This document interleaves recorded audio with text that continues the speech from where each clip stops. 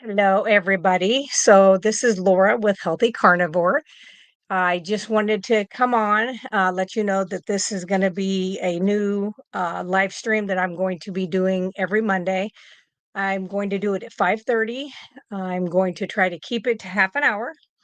Um, so that's where we're going with that. There is no more Meaty Mondays that fell out last week. And that's pretty much all I'm going to say about that. Um, anyway, so for tonight's episode, what I'm going to go over is just how to get through Thanksgiving dinner if you're trying to stick to a ketovore, or carnivore type of eating lifestyle. So, just some background with me. I did keto for 28 years. I'm wearing one of my keto shirts. It says "Live the Keto Life." I did that for 28 years and then have done carnivore for 5.5 now. So getting up there, I cannot believe it's been that long. I was, let's see, one of the gals in our Marco Polo group. I think she said she's like 118 days or something. And I'm like, I remember that. I remember when you get to like that first 100 and then 200, and then you hit that 1 year, and then it just goes on from there. And, you remember back to when you first looked at this diet, and you probably had to see it like 6 or 7 times, like on TikTok or on YouTube, and be like, there's no way I could spend the rest of my life just eating meat, fat, salt, and water every day. But you can. You absolutely can. So, um, what I'm going to do is go over kind of the things that I have found useful. And then there were some other things I'd put questions out to some friends that do carnivore and ask them if they had some things that they also wanted to contribute to this. So I do have that. So the first things I'm going to say is planning is everything. Even if you hate to plan, I do think around these holidays, especially if you have not been doing this for very long, it can be a trigger. So I will promise you that if you don't plan, you will fail. It is too easy for those things to come back in. And the family pressure and friend pressure. And I mean, they're not trying to be mean. They mean well, but what they are doing is just what they know. It's what we've done. So what I always do is I of course focus on the meat because that's really all I eat. So I don't eat turkey, but a lot of people that are carnivore or ketovore are able to eat turkey and chicken, ham, things like that. So if you are able to eat those things, then I would load up my plate. And I mean, I would look like the person who is loading up their plate like 6 times with that meat. I usually take a stick of butter with me, or I take some ribeye fat. I also usually take a beef dish myself. So the next one is where you know, let me go back. When you're doing when you're eating the meats that other people have made, it is hard for people to, you don't want to hurt people's feelings. You don't want to be like, oh, I'm causing a fit if I ask too many questions about what was this cooked in? Did you use certain spices? But there again, if somebody was coming to your house that you knew had sensitivities to something, you would be all 100% gung ho with them telling you what their issues were.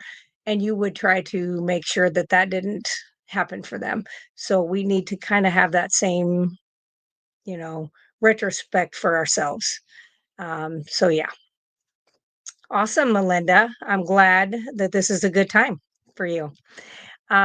So I do think it's an okay idea to ask. I do think um, that if that's something, and you could ask ahead of time. I wouldn't wait till the day of. I'd be like, hey, are you going to use, like Kim is talking about, her daughter puts honey over the ham.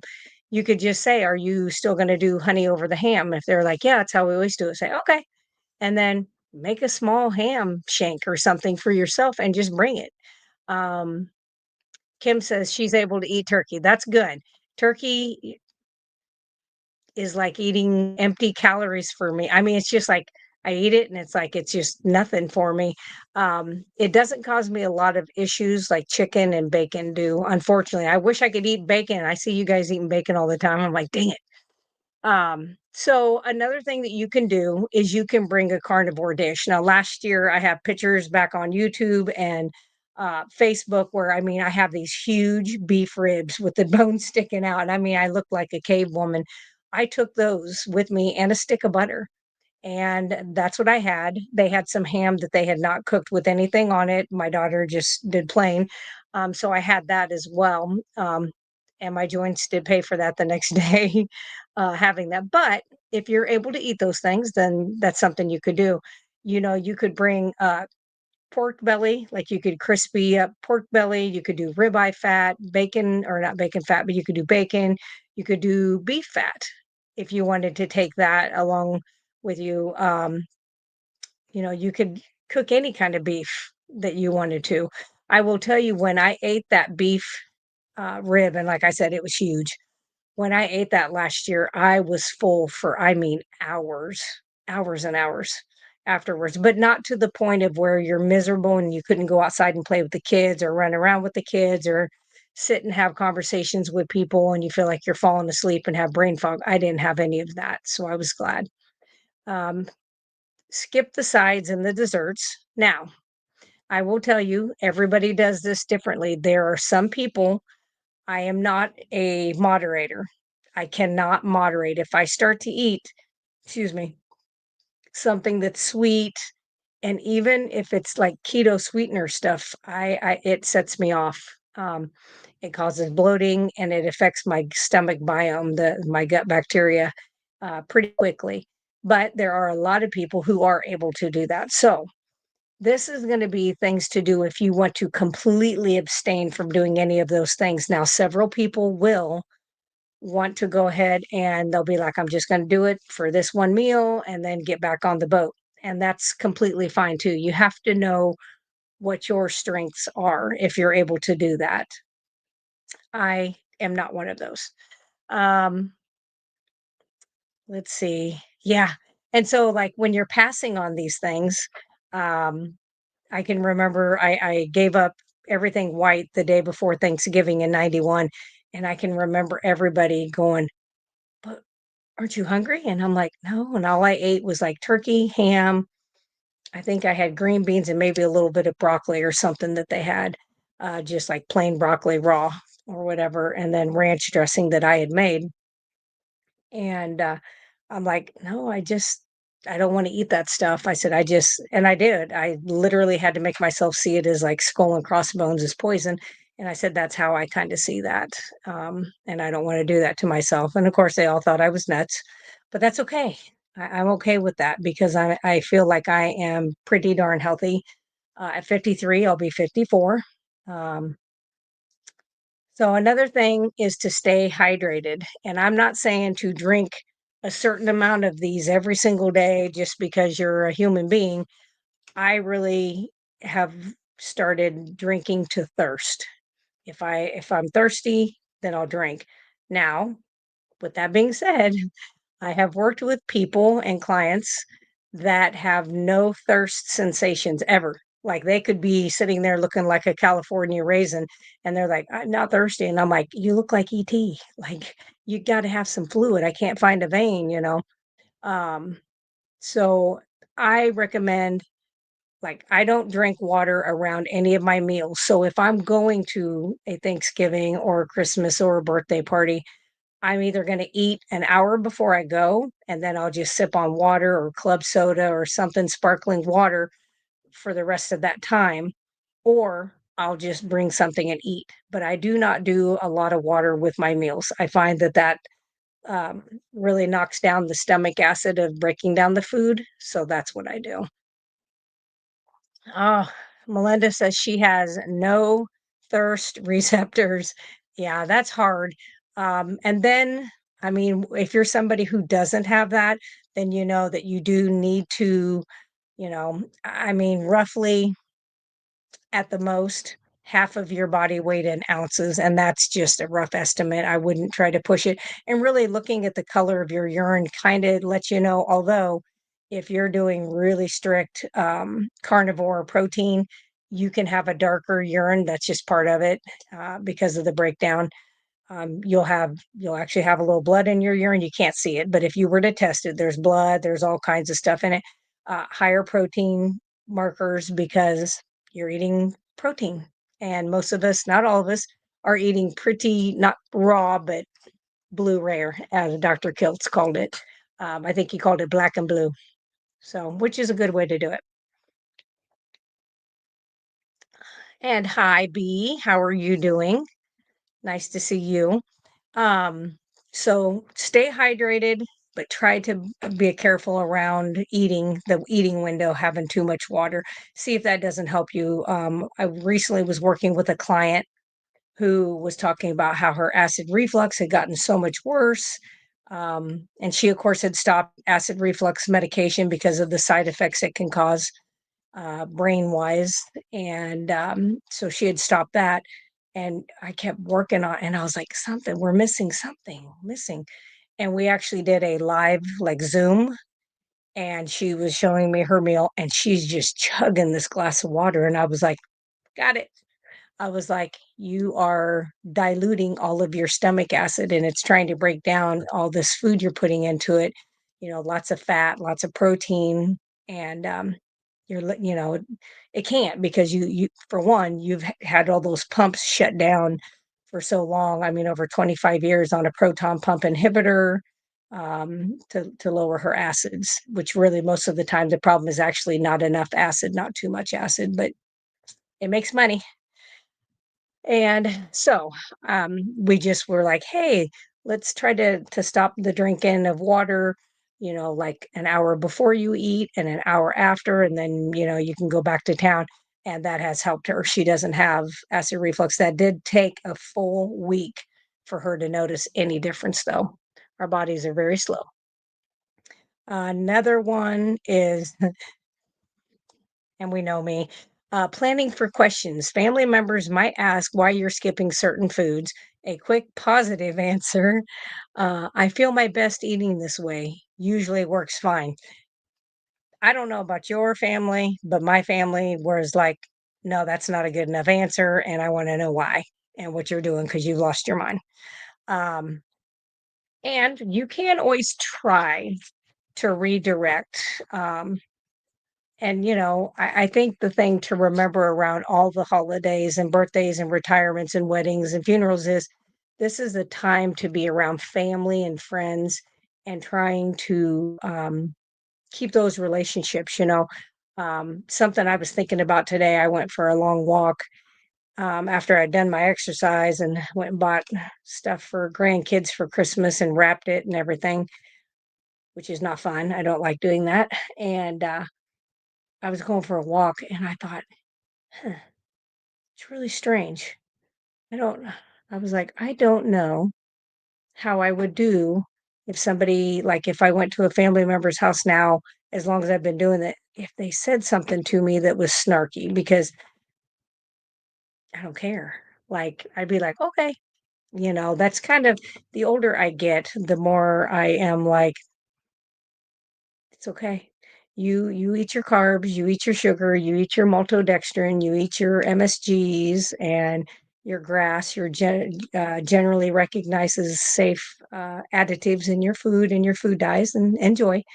Um, but now I don't care. I just would be like, whatever. Um, yes, that's another thing. So that's funny. So your backup plan, Kim, this is exactly. I just say if you're unsure what's available for you to eat and that you might be tempted, eat a carnivore friendly meat meal before you go. That way you won't feel pressure to eat anything that's off the plan if you choose to stay on plan. Um, I put this in here. I always stay busy while we're doing the dinner. So it may be mingling around to all the different people and talking with them. It could be messing with the grandkids. It, I mean, anything, but I stay busy. The other thing is like, I'll go wash all the dishes. I'll be like, yeah, bring them in, when you're done. I don't mind. I don't mind washing dishes. So, I do that, and then the other thing is I wanna watch the football game, on TV. So, one of the only things I watch occasionally on TV is football.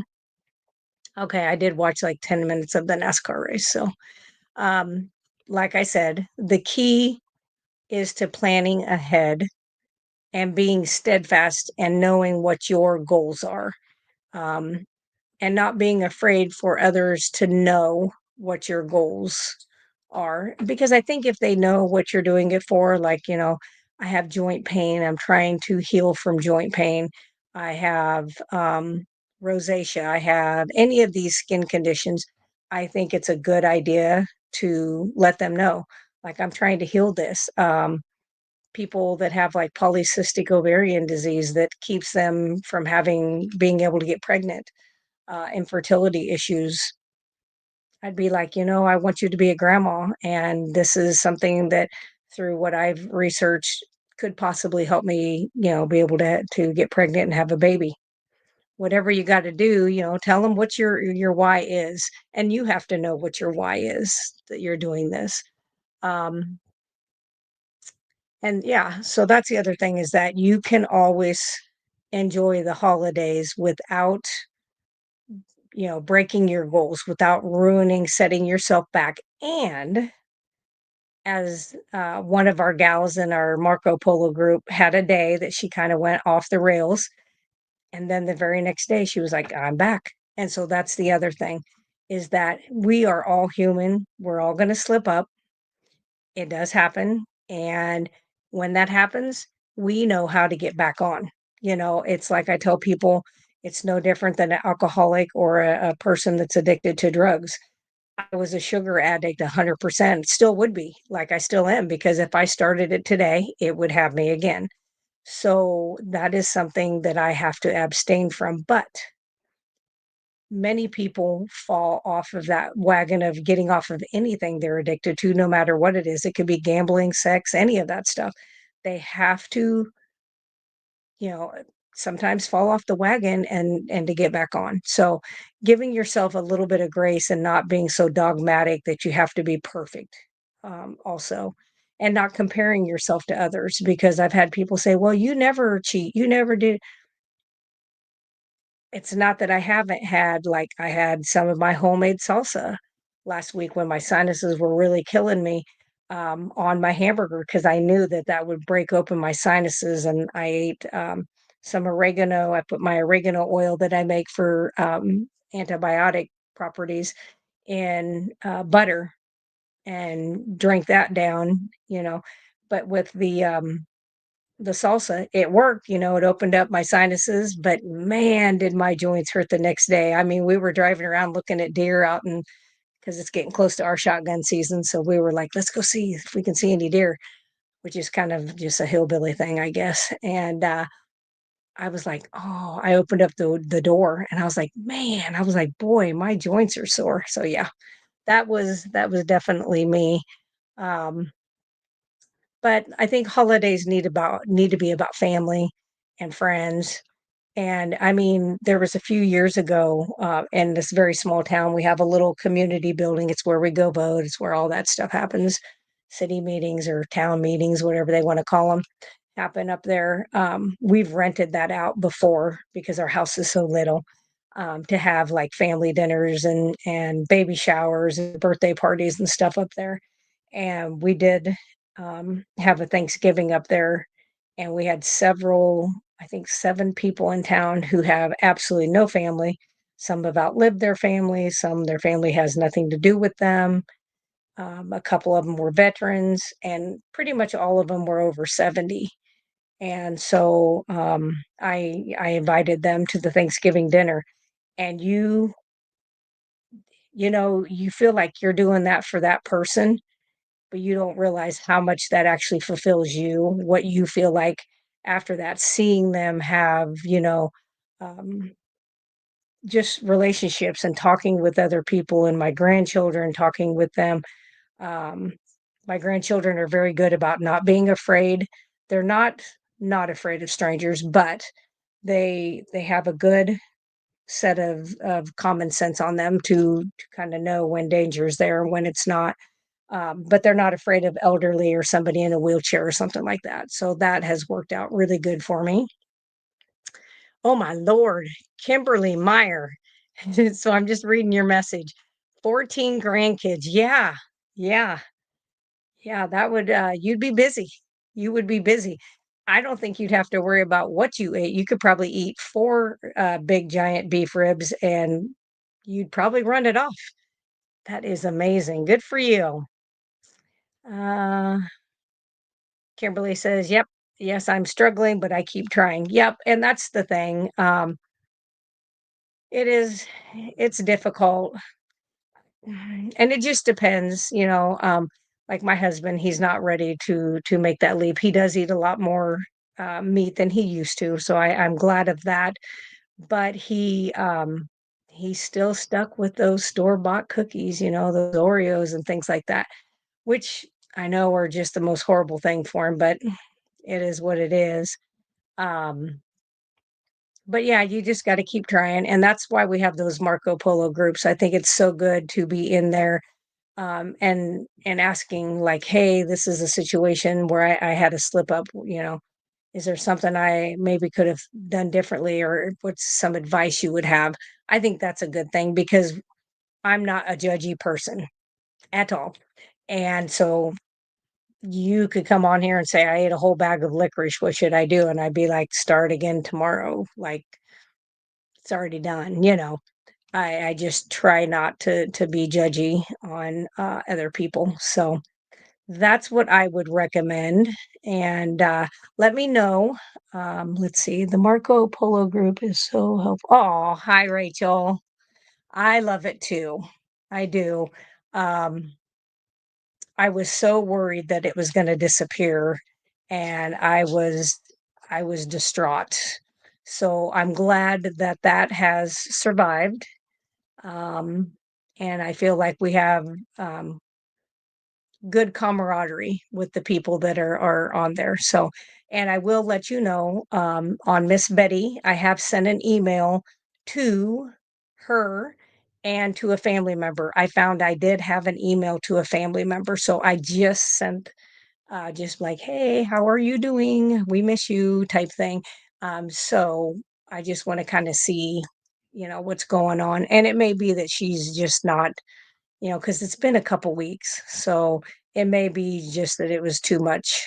I don't know. So anyway, I'm hoping, but anyway, I hope that all of you guys are able to find the strength. And if you get close to Thanksgiving, and I can make that kind of stuff now. Like I made a honey glazed junky. It had brown sugar crap glaze for a ham for somebody's wedding about 4 months ago.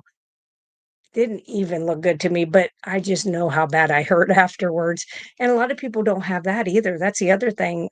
Russ, I mean, he's like, "I can eat any of that stuff, and it causes him no ill side effects," and he's like, "I wish it did because that would make me keep him honest, a little bit better, easier for him to stay on track." I don't have that problem because 'cause I'm telling you, immediately. If I eat something that was cooked in seed oil, like that's why I don't eat out very often. If I eat something cooked in seed oil, immediately the roof of my mouth, like back where the soft palate is at the very back, it just swells and starts itching. I mean, it drives me insane. And you can't really, I mean, you're going to look kind of crazy sitting there trying to scratch the roof of your mouth and the back of your mouth. Plus, you're probably going to vomit everywhere. So, Jiffy says, "No worries on Meaty Mondays. I like you doing a live. What do you think?" Jiffy, you're gonna have to let me know what do you think on what? I'm not sure what you're asking. But if you ask me, I'll answer. So I'm not sure what you're asking, but yeah. Let's see. I was wondering about the Marco Polo. Can't join now, but will soon. Yeah, Melinda. And you can join anytime, we're trying to I just wanna keep the price low. I feel like we wanna make sure that, you get your money's worth, that you have, that contact and that closeness. Robin gives her scripture every single morning, which is amazing. Makes my complete day. Has probably saved me over the last 6 days. Was having that. But yeah, you can join at any time. I think Rachel was somebody who joined in like mid month, if I remember right. I think it was like mid September or mid October. It was in the middle of the month, I remember, but anytime. And, the groups are small. We keep it down to 10 or less. And we do have more than one group. So, and for any men out there, not that I don't see any men on here, but you don't always see everybody who's actually watching. There is a men's group. And we have a really, really awesome guy that is in the men's group right now. Um, yeah, he's just a good guy. He's an inspiration. He's lost, I mean, a ton of weight. He just looks amazing. Like if you see him right now, it's so hard for me, except I did see him in the beginning. He was actually my first client. So first client I worked with online. You would not like if you'd have seen him then and now, it's it's it's night and day difference. Like if you see him now, you'd be like, he's never been heavy. I mean, he's got calves that just it's crazy. It's just crazy. It's amazing. Let's see. Yeah. Rachel, I agree. I do think the groups help. I think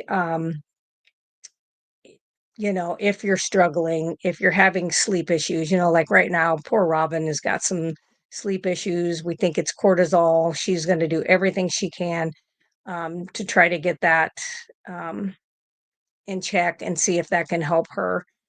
And otherwise, I think she looks amazing.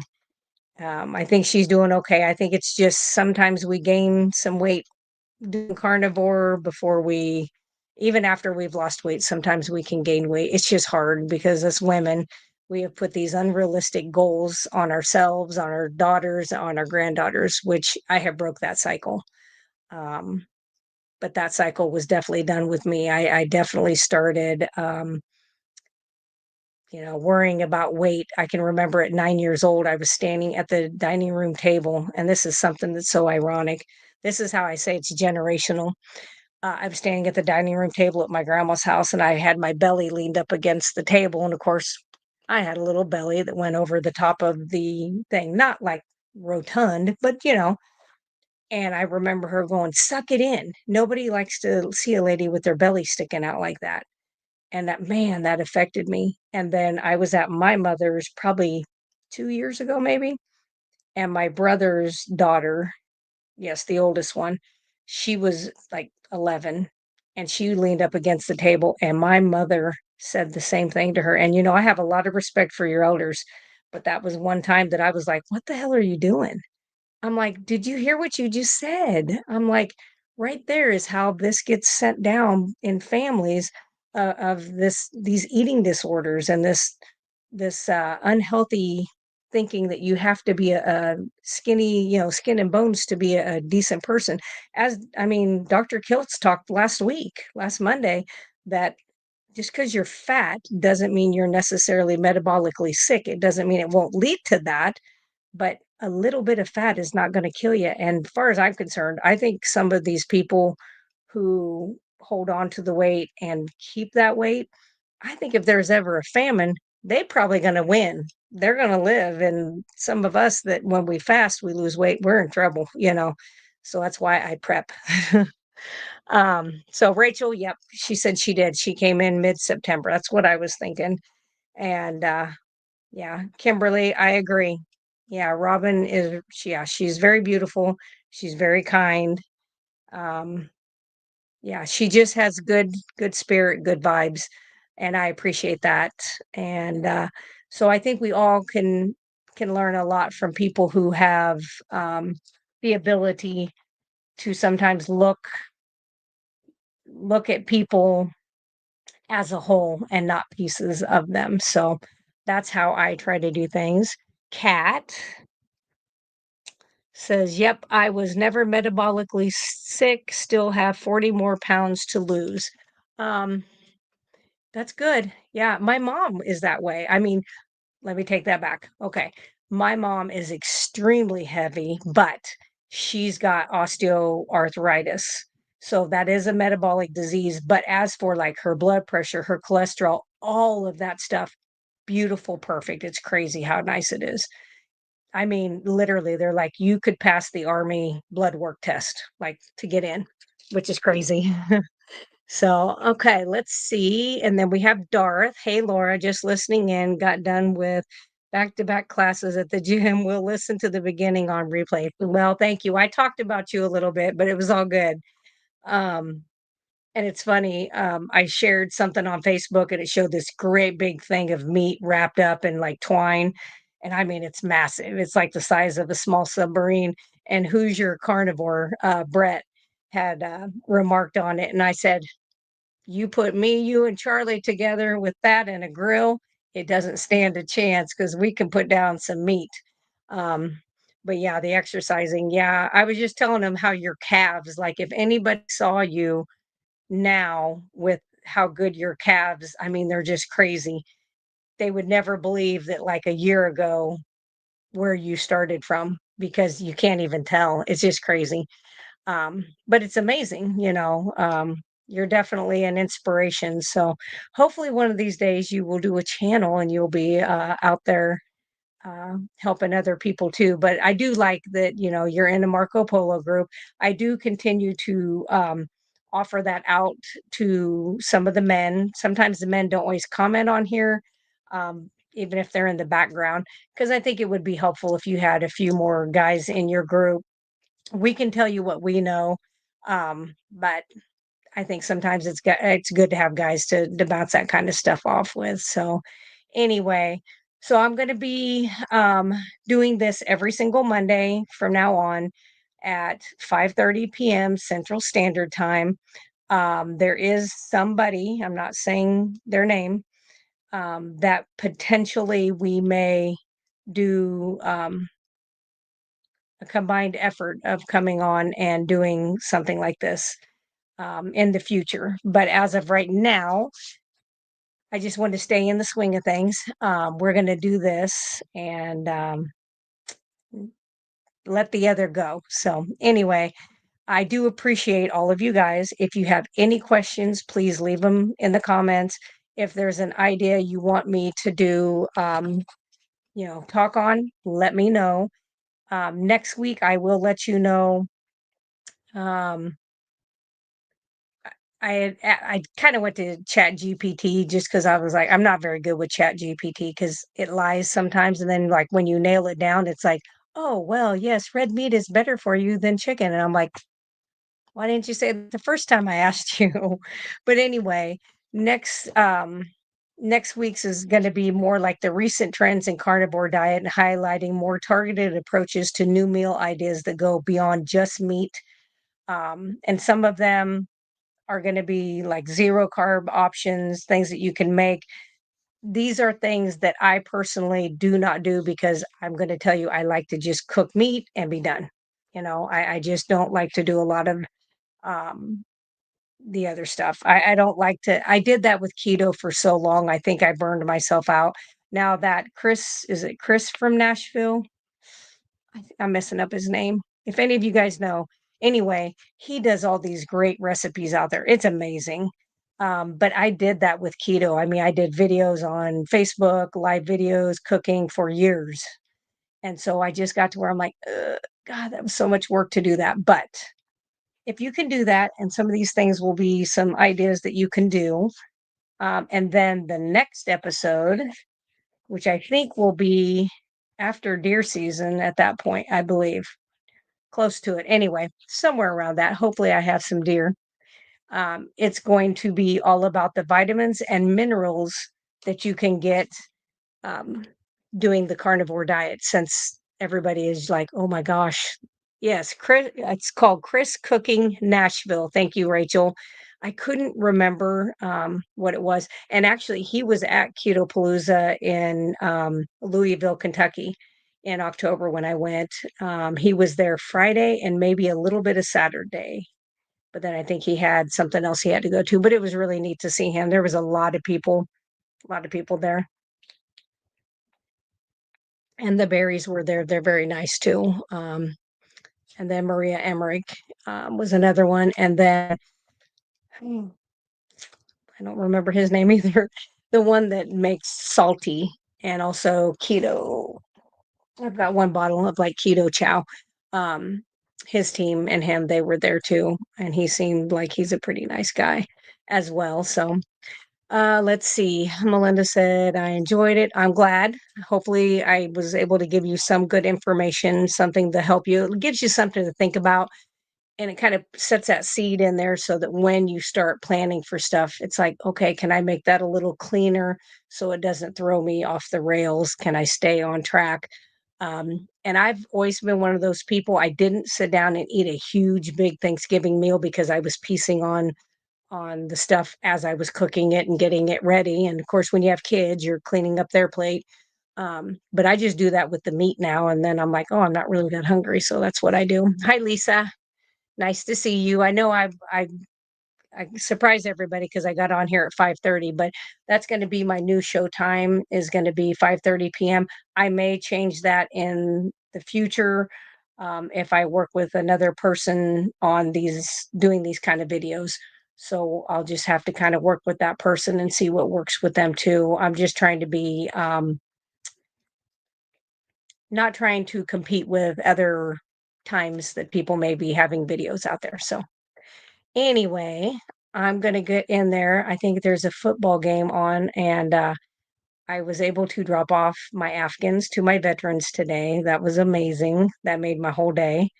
Um, Other than Robin's scripture she does in the morning, that does the best. And then that was just icing on the meat cookie. But anyway, I will plan on seeing you guys for sure next Monday, and then tomorrow night you should all come over. It's late. It's like 8 p.m. Central Standard Time, which is like an hour before my bedtime.